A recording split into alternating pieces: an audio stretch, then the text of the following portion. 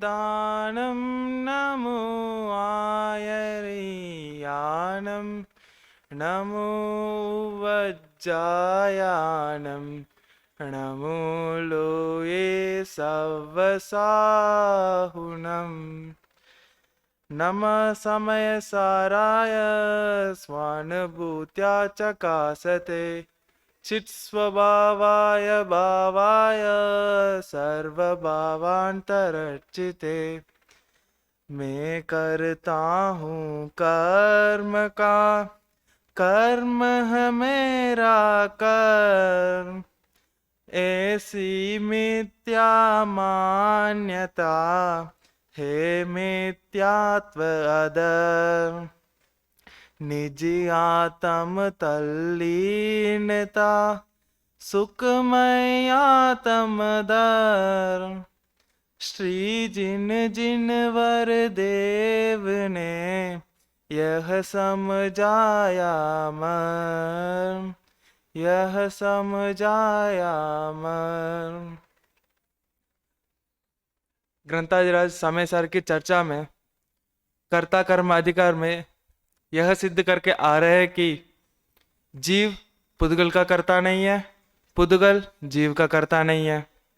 पिछली प्रश्न में बता रहा था कि जीव मतलब क्या है, पुद्गल मतलब क्या है। जीव अर्थात जानने वाला, पुद्गल अर्थात नहीं जानने वाला। जानने वाला नहीं जानने वाला का भी बता रहा था। जो जानने वाला है उनको कहते हैं ज्ञानी, जो नहीं जानने वाला है उनको कहते हैं अज्ञानी। ज्ञानी अज्ञानी का मतलब ये, मतलब ज्ञानी को अपनी क्लास वालों के साथ ऐसे बोलते हैं कि जो पढ़ते हैं उन लोगों को बोलते हैं ज्ञानी, वे है ना ज्ञानी नहीं। और जो अज्ञानी है मतलब वो पिछली प्रश्न में बता रहा था कि जो अज्ञानी है, जैसा मैं हूँ पढ़ता नहीं हूँ ऐसा, वे है ना अज्ञानी, उन लोगों को बोलते हैं ना ज्ञानी अज्ञानी।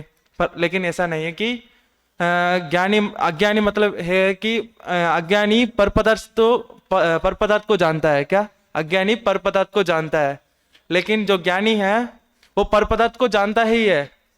पर पदार्थ को जानते हुए उसके साथ स्वयं को भी जानता है। स्वयं को मतलब अपनी परिणामों को जानता है, वे है ज्ञानी। अज्ञानी का मतलब ये है। और इसलिए यहाँ 50वीं क्लास में बता रहा था कि जीव और पुद्गल के बीच में कर्ता कर्म भाव नहीं है। अब पुनः 50वीं क्लास एवं पद्यानुवाद की पाठ करते हुए उसका अर्थ देखते हुए 80 की 82 गाथा की ओर बढ़ते हैं। ज्ञानी जानन्नपि मां स्वपर परिणतिं पुद्गलश्चाप्य जानन् व्याप्ति व्याप्यत्वमन्तः कलयितुमसहो नित्यमात्यन्तभेदात् अज्ञानात् कर्तृकर्म ब्रह्ममतिरणयोर्भाति तावन्नयावत् विज्ञानाच्च चकास्ति क्रकच वददयं भेदमुत्पाद्य सद्य निज पर परिणति जानकार जीव यह पर परिणति को करता कभी नहीं। निज पर परिणति अजानकार पुद्गल पर परिणति को करता कभी नहीं। नित्य अत्यंत भेद जीव पुद्गल में करता कर्म भाव उनमें बने नहीं। ऐसो भेद ज्ञान जब तक प्रगटे नहीं करता कर्म की प्रवृत्ति मिटे नहीं। करता कर्म की प्रवृत्ति मिटे नहीं। 50वीं क्लास में यह बता रहा था कि निज पर परिणति जानकार जीव है पर परिणति को करता कभी नहीं। मतलब यह जीव है वो निज पर परिणति मतलब स्वपर परिणति को जानता हुआ प्रवर्ता है। और दूसरे लाइन में देखो, निज पर परिणति अजानकार पुद्गल पर परिणति को करता कभी नहीं। यहाँ इसका मतलब है जो पुद्गल है वो स्वपर परिणति को नहीं जानता हुआ प्रवर्ता है। तो पहले और दूसरे लाइन में अंतर ये है कि जीव स्वपर परिणति को जानता हुआ प्रवर्ता है और पुद्गल जो है वो स्वपर को नहीं जानता हुआ प्रवर्ता है। और तीसरे लाइन में नित्य अत्यंत भेद जीव पुद्गल में करता कर्म भाव उनमें बने नहीं। मतलब जो जीव और पुद्गल है उन दोनों के बीच में नियम से कर्ता कर्म भाव नहीं है, और उन दोनों के बीच में कर्ता कर्म भाव बनेगा ही नहीं है। और 14 लाइन में ऐसो वेद ज्ञान जब तक प्रगटे नहीं, कर्ता कर्म की प्रवृत्ति मिटे नहीं। मतलब ऐसा वेद ज्ञान जब तक प्रकट नहीं होता है तब तक कर्ता कर्म की प्रवृत्ति मिटे ही नहीं, ऐसा बता रहा है। अब नीचे अर्थ पढ़ते हुए 80, 81, 82 गाथा की ओर बढ़ते हैं। ज्ञानी तो अपनी और पर की परिणति को जानता हुआ प्रवर्तता है, तथा पुद्गल अपनी और पर की परिणति को ना जानता हुआ प्रवर्तता है। इस प्रकार उक्त दोनों में परस्पर अत्यंत भेद होने से वे दोनों परस्पर अंतरंग में व्यापक भाव को प्राप्त होने में अत्यंत असमर्थ है। जीव और पुद्गल के परस्पर कर्ता कर्म भाव है, ऐसी वेद ब्रह्म बुद्धि अज्ञान के कारण तब तक ही भाषित होती है जब तक कि वेद ज्ञान ज्योति करवत की भांति निर्दयता से तत्काल वेद उत्पन्न करके प्रकाशित नहीं होती। मतलब यहाँ पे 85 कलश में इतना सी बात है कि जीव पुद्गल का कर्ता नहीं है, पुद्गल जीव का कर्ता नहीं है। अब 80, 81, 82 इन तीनों गाथा की उक्तानिका संस्कृत वाली पहले पढ़ते हैं, बाद में हिंदी वाले पढ़ेंगे। जीव पुद्गल परिणामयो अन्योन्य निमित्त मात्रत्वम अस्ति तथापि ना तयो कर्तृकर्म भाव इत्याह। देखो यहाँ पे एक बात है कि जीव पुद्गल परिणामयो अन्योन्य निमित्त मात्रत्वम अस्ति। जीव जीव का कर्ता तो है, पुद्गल पुद्गल का कर्ता तो है, यहाँ पे निमित्त मात्र ही है। ऐसा क्यों बता रहा है कि यहाँ पे एक शब्द बीच में है कि अन्योन्य। अन्योन्य का मतलब एक दूसरे के साथ, अर्थात जीव पुद्गल के साथ, जीव और पुद्गल में, ऐसा अर्थ लेना है कि जीव और पुद्गल में निमित्त मात्र ही, निमित्त नैमित्तिक भाव ही है। निमित्त नैमित्तिक भाव होने पर भी कर्ता कर्म भाव नहीं है। मतलब तथापि ना तो कर्तृकर्म भाव विद्या है। अब हिंदी में पढ़ते हैं कि विगत गाथाओं में अनेक युक्तियों से यह सिद्ध किया गया है कि, क्या सिद्ध किया गया है कि आत्मा और पुद्गल में परस्पर कर्ता कर्म भाव नहीं है। ना तो आत्मा पौद्गलिक भावों का करता है और ना पुद्गल आत्मीय भावों का करता है। मतलब आत्मा और पुद्गल में परस्पर कर्ता कर्म भाव नहीं है। आत्मा जो आत्मा है वो पुद्गलिक भावों का करता नहीं है, और पुद्गल जो है वो आत्मीय भावों का करता नहीं है। इसी बात तो दृढ़ता प्रदान करने के लिए अब आगामी गाथाओं में यह बताते हैं कि, क्या बता रहा है, जीव और पुद्गल के परिणामों में परस्पर निमित्त नैमित्तिक भाव होने पर भी कर्ता कर्म भाव नहीं है। क्या जीव और पुद्गल में निमित्त नैमित्तिक भाव होने पर भी कर्ता कर्म भाव नहीं है। इस बात को ये 80, 81, 82 गाथाओं में बताने वाला है। अब 80, 81, 82 गाथा और पद्यानुवाद की पाठ करते हैं।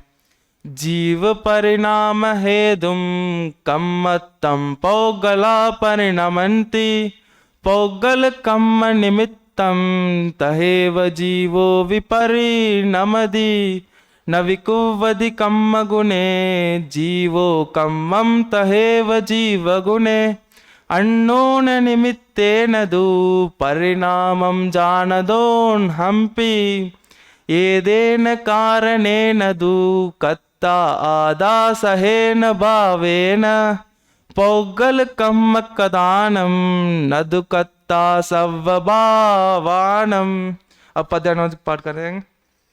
जीव के परिणाम से जड़ कर्म पुद्गल परिणमे, पुद्गल कर्म के निमित्त से यह आत्मा भी परिणमे, आत्म करे ना कर्म गुण ना कर्म आत्म गुण करे, पर परस्पर परिणमन में दोनों परस्पर निमित्त है, बस इसलिए यह आत्मा निज भाव का करता कहाँ, अन्य सब पुद्गल कर्म कृत भाव का करता नहीं।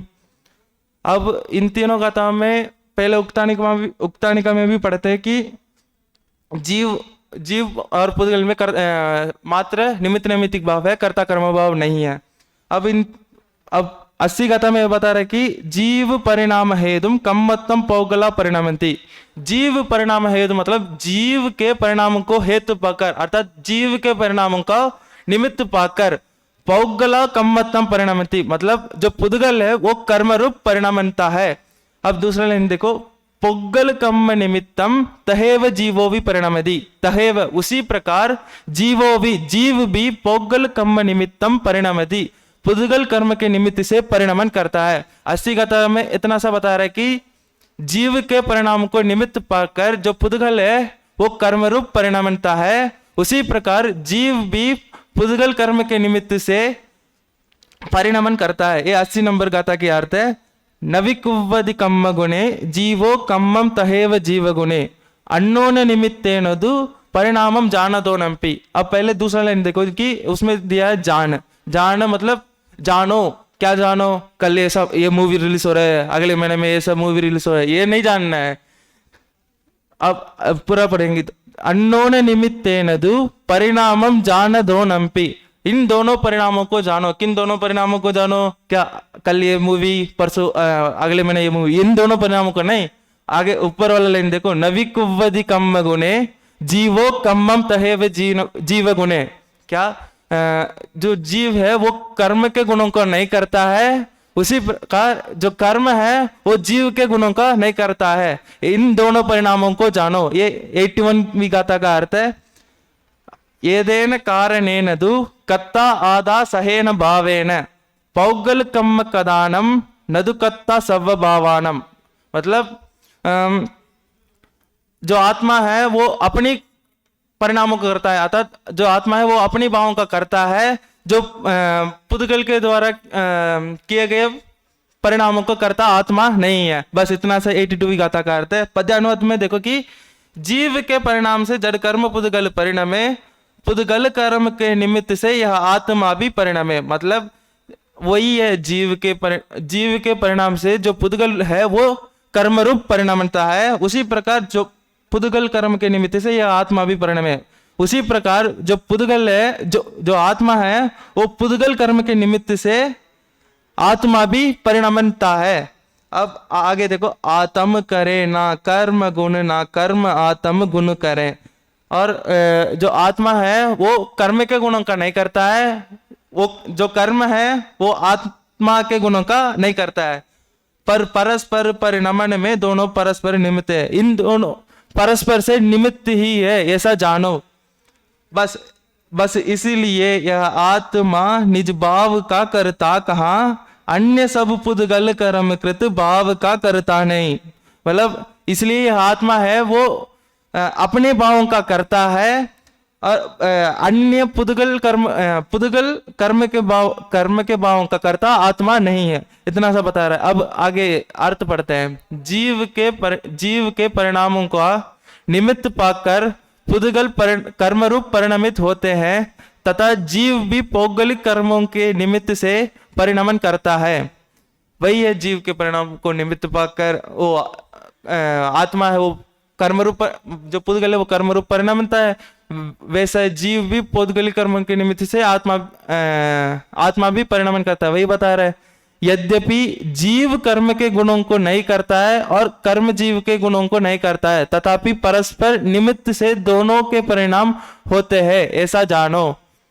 और इस कारण आत्मा अपने भावों का करता है, परंतु पौगलिक कर्मों के द्वारा किए गए समस्त भावों का करता नहीं है।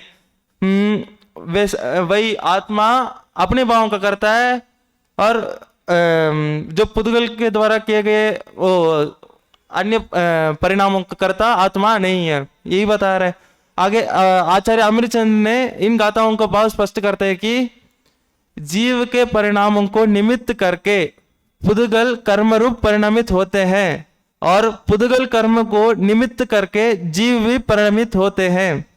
इस प्रकार जीव के परिणाम के और पुद्गल के परिणाम के परस्पर हेतुत्व का उल्लेख होने पर भी जीव और पुद्गल में परस्पर व्यापक भाव का अभाव होने से जीव को पुद्गल परिणामों के साथ और पुद्गल कर्म को जीव परिणामों के साथ कर्ता कर्मपने की असिद्धि होने से मात्र निमित्त नैमित्तिक भाव का निषेध न होने से परस्पर निमित्त मात्र से ही दोनों के परिणाम होते हैं। यहाँ पे यह बता रहा है कि जो जीव और पुद्गल इन दोनों के बीच में व्यापकपना का अभाव होने से जीव को पुद्गल जीव और पुद्गल के परिणामों का जीव और पुद्गल परिणामों के बीच में कर्ता कर्म बनने का असिद्धि होने से और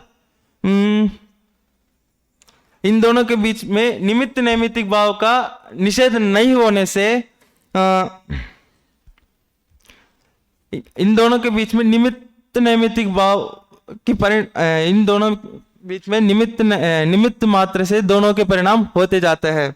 और आगे देखो, इसीलिए जिस प्रकार मिट्टी द्वारा गड़ा किया जाता है उसी प्रकार अपने भाव से अपना भाव किया जाने के कारण जीव अपने भाव का कर्ता कदाचित होता है, किंतु जिस प्रकार मिट्टी से कपड़ा नहीं किया जा सकता है उसी प्रकार अपने भाव से परभाव का किया जाना अशक्य होने से जीव पुद्गल भावों का कर्ता तो कदापि नहीं हो सकता, यह निश्चय है।